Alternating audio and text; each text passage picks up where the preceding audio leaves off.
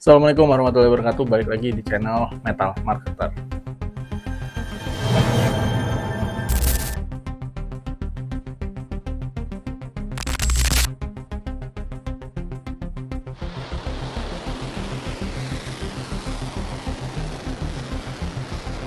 Dalam video yang dirilis Korps Garda Revolusi Iran, ini merupakan serangan ke-11 dalam gelombang serangan yang diarahkan ke Iran. Saling serang antara Iran-Israel terus berlanjut dalam operasi bertajuk Operasi True Promise 3. Sejumlah akses strategis, fasilitas penting, hingga gedung-gedung di Israel pun hancur.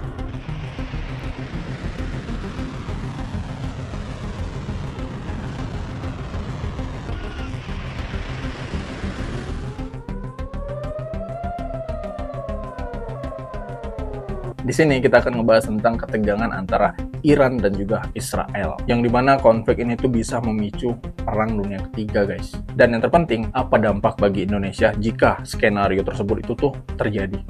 Oke, mungkin untuk lebih memahami potensi bahaya dari konflik tersebut, mungkin kita masuk dulu ke latar belakang dari konflik Israel dan juga Iran ini ya. Awalnya ya, sebenarnya Israel ini justru memiliki hubungan yang cukup baik dengan Persia. Itu tuh Iran di saat itu ya, di era sebelum revolusi Islam Iran tahun 1979. Namun revolusi Islam tahun 1979 itu mengubah segalanya. Iran di bawah kepemimpinan Ayatollah Khomeini mengadopsi ideologi anti-Barat dan anti-Israel yang kuat. Nah, mereka itu memandang Israel sebagai rezim Zionis ilegal dan perpanjangan tangan Amerika Serikat di Timur Tengah. Sejak saat itu, dukungan Iran terhadap kelompok-kelompok anti-Israel seperti Hamas di Palestina dan Hizbullah di Lebanon semakin intens. Iran menyediakan dana, pelatihan, dan senjata yang tentu saja dilihat Israel sebagai ancaman langsung terhadap keamanannya. Israel di sisi lain menganggap program nuklir Iran sebagai ancaman eksistensial. Mereka khawatir Iran akan mengembangkan senjata nuklir yang bisa digunakan untuk menyerang Israel. Oleh karena itu, Israel sering melancarkan serangan cyber atau bahkan serangan fisik terhadap fasilitas nuklir Iran atau target-target yang terkait dengan militer Iran. Ditambah lagi ada isu perebutan pengaruh regional di Suriah, Lebanon, dan Yaman, di mana Iran dan Israel sering terlibat dalam perang proksi yang tersembunyi. Ini adalah lingkaran setan ketidakpercayaan dan agresi timbal balik. Nah, sekarang pertanyaannya, bagaimana konflik bilateral ini itu bisa memicu perang dunia ketiga? Kuncinya itu ada pada sistem aliansi global yang sangat kompleks. Pertama ada Amerika Serikat. Nah, Amerika Serikat adalah sekutu terkuat Israel. Jika Israel ini diserang secara besar-besaran atau merasa terancam serius, sangat mungkin Amerika Serikat akan turun tangan untuk membela Israel. Di sisi lain, Iran juga memiliki dukungan dari beberapa negara seperti Rusia dan juga Tiongkok dalam konteks tertentu, terutama terkait kepentingan geopolitik dan ekonomi. Rusia misalnya punya kepentingan di Suriah yang beririsan dengan pengaruh Iran. Tiongkok juga memiliki kepentingan energi besar dengan Iran. Nah, jika konflik Iran ini meningkat menjadi perang skala penuh, kemudian melibatkan serangan langsung yang masif, bakal ada potensi besar pihak ketiga akan ikut campur.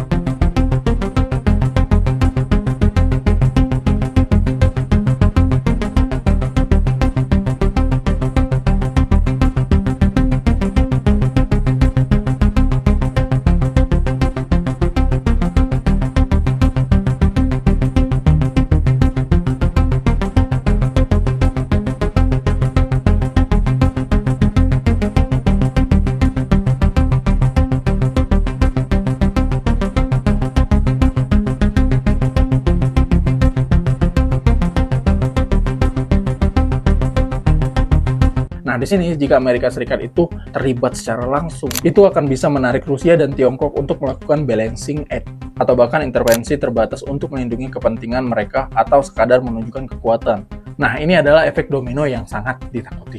Satu konflik regional itu bisa membesar menjadi konflik global yang melibatkan kekuatan-kekuatan nuklir dunia. Kemudian perang bukan lagi tentang Iran dan juga Israel saja, tapi tentang perebutan dominasi global.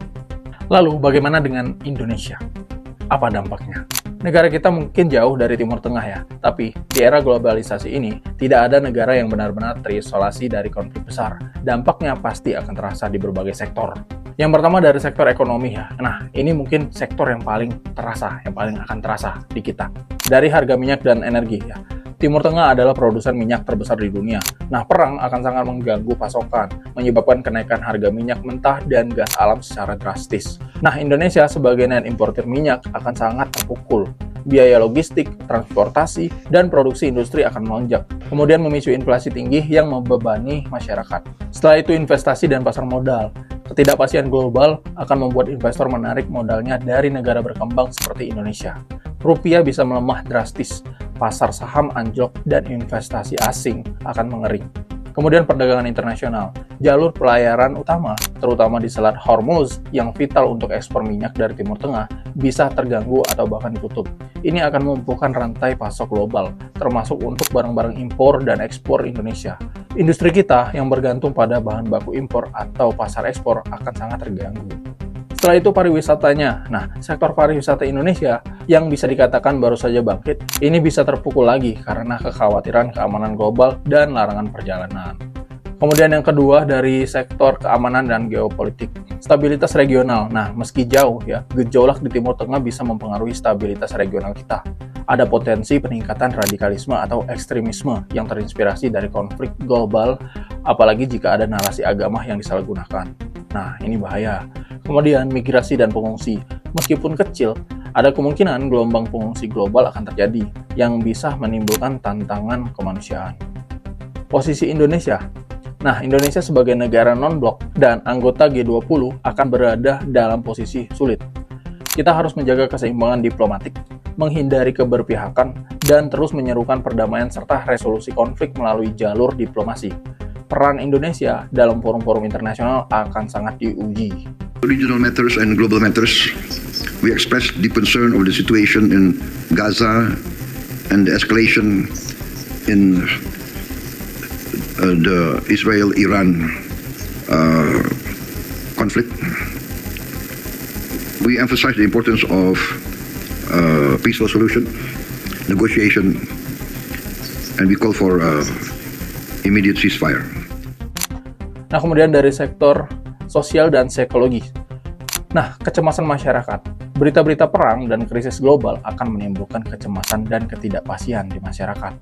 Kemudian polarisasi. Nah, perang yang melibatkan narasi agama dan politik itu bisa meningkatkan polarisasi di dalam negeri jika tidak diantisipasi dengan baik oleh pemerintah dan tokoh masyarakat.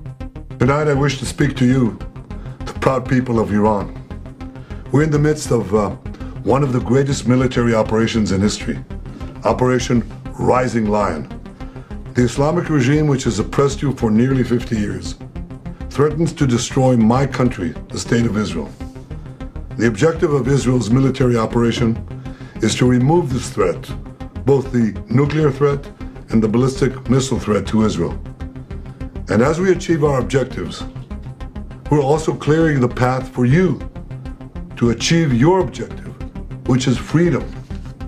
In the past 24 hours, we've taken out top military commanders, senior nuclear scientists, the Islamic regime's most significant enrichment facility, and a large portion of its ballistic missile arsenal. More is on the way. The regime doesn't know what hit them. They don't know what will hit them. The nation of Iran and the nation of Israel have been true friends since the days of Cyrus the Great. And the time has come for you to unite around your flag and your historic legacy by standing up for your freedom from an evil and oppressive regime. It has never been weaker. This is your opportunity to stand up and let your voices be heard.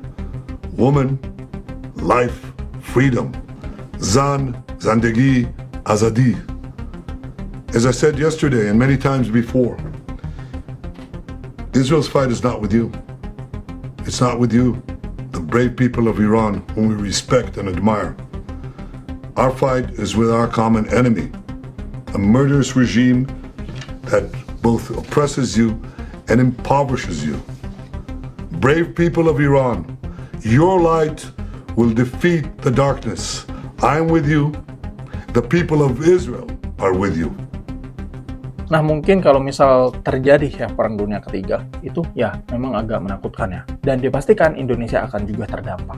Nah, jadi buat kita semua, berhubung hal ini tuh belum tentu terjadi ya, masih tanda tanya apakah akan terjadi Perang Dunia Ketiga atau enggak ya, atau ada kesepakatan, atau ada gencatan senjata. Paling enggak kita tahu dulu ya apa yang akan terjadi ke kita, dampaknya kita tuh apa. Nah, mungkin untuk pemerintah ya perlu terus memperkuat ketahanan ekonomi ya, kemudian diversifikasi sumber energi, dan mencari pasar ekspor baru. Kemudian diplomasi aktif di forum-forum internasional, menyerukan perdamaian dan solusi dua negara untuk ya Israel dan juga Iran. Nah, bagi kita sebagai individu, yang bisa kita lakukan adalah ya tetap tenang, jangan panik, dan sharing informasi dengan bijak agar tidak mudah terprovokasi dengan hoaks. Kemudian, dukung upaya pemerintah dalam menjaga stabilitas nasional. Kemudian, penting juga untuk kita bersatu, tidak terpecah belah oleh narasi konflik dari luar. Konflik Iran dan Israel memang kompleks dan berpotensi sangat berbahaya.